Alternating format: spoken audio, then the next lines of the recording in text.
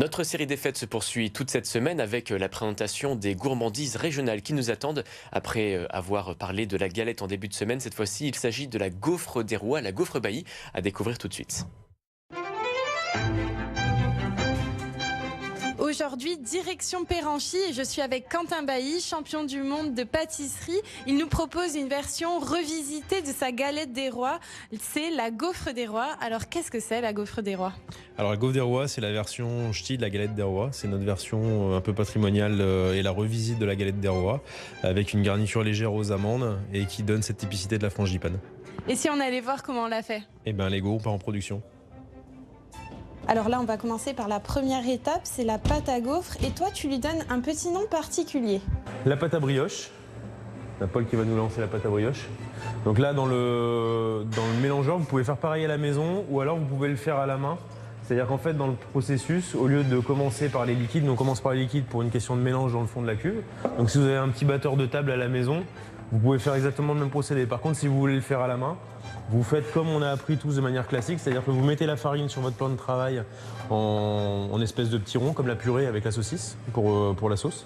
Donc vous faites le petit volcan et vous mettez vos liquides au milieu et vous mélangez, on appelle ça délayer avec les doigts, et vous allez chercher votre farine progressivement pour donner la texture à votre pâte. Vous mélangez les œufs, la vanille, la levure, donc ça c'est la levure qui est mélangée directement avec les œufs.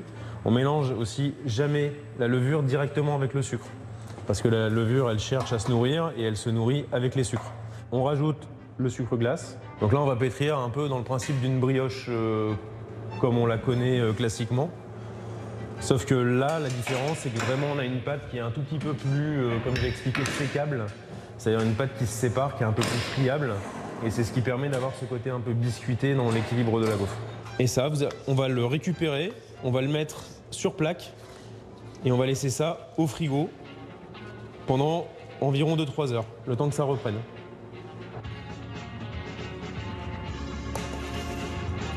Donc voilà, une fois qu'on a fait la pâte, on récupère ce qu'on appelle un pâton de pâte. Donc c'est des pâtes, on le voit tout de suite, c'est une pâte qui a de l'élasticité, mais qui est quand même assez fragile. Vous prenez votre pâton de pâte, vous coupez. Là, vous avez votre pâton, vous allez le rabattre pour lui redonner un petit peu de force. Et là, vous allez fleurer légèrement. Et là, vous allez lui donner un petit peu de longueur, juste pour que ce soit équilibré. Et après, une fois que vous avez votre petit rouleau, vous allez le reséparer pour faire vos portions. Alors, si vous n'avez pas de balance, c'est pas compliqué.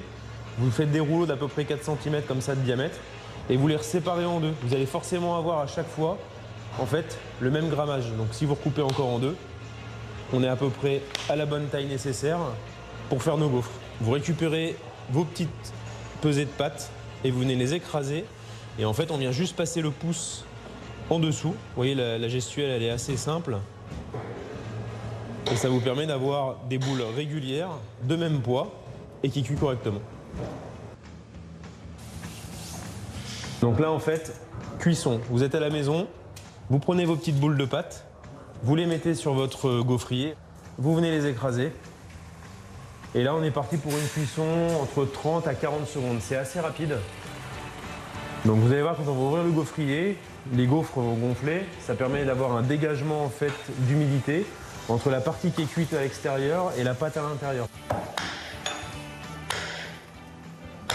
Et alors, une fois qu'elle est cuite, cette gaufre, il faut la garnir, non? On va pas la manger sans rien. On va faire une petite garniture aux amandes. On va aller à la cuisson et on les garnit. Alors Quentin, dis-moi, là, qu'est-ce qu'on a? Donc là, on a la base de notre caramel qui va être la base de notre garniture. C'est un caramel moelleux. Donc là, on va faire une cuisson assez élevée, à peu près à 104-105 degrés. On va rajouter sur notre pâte d'amande maison et sur notre beurre. Une fois que c'est cuit, ça va donner cette texture un petit peu souple à laquelle on va ajouter la brisure de gaufre. Et une fois que tout est mélangé et homogène, on va pouvoir garnir nos gaufres. D'accord. Et alors ça va avoir un goût un peu comme une frangipane, un peu plus légère? C'est un peu plus léger qu'une frangipane dans le goût. En plus, en épaisseur, on est un petit peu plus fin dans la gaufre, donc ça permet justement d'avoir un goût un peu plus délicat.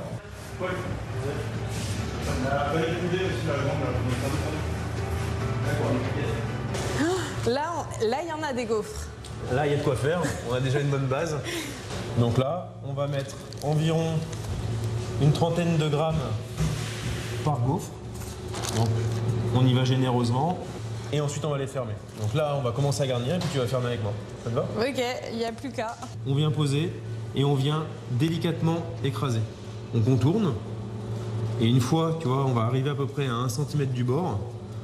Tu viens comme ça, délicatement, revenir avec la garniture sur le champ. Qu'est-ce que t'en penses, là? Ça avance bien? C'est pas mal, c'est pas mal. Ouais, c'est un peu trop près du bord? Non, justement, Non, il faut que ça arrive. Faut pas que ça sorte, mais il faut vraiment que ça arrive au bord parce qu'en fait, si tu le fais pas, tu vas avoir la gaufre qui va rester sèche. En fait, la garniture, elle permet de réhydrater aussi la gaufre. D'accord. J'en goûte une au passage.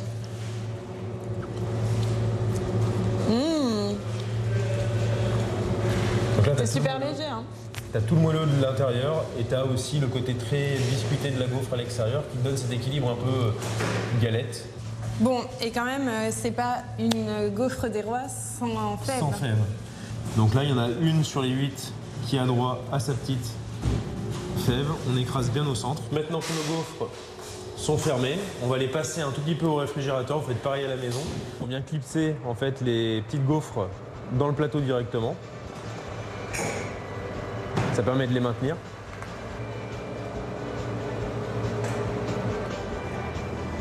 Ça y est, elle est là, on l'a dans les mains. Maintenant, il faut débourser combien pour cette gaufre des rois? Alors la gaufre des rois, c'est un budget de 20 €.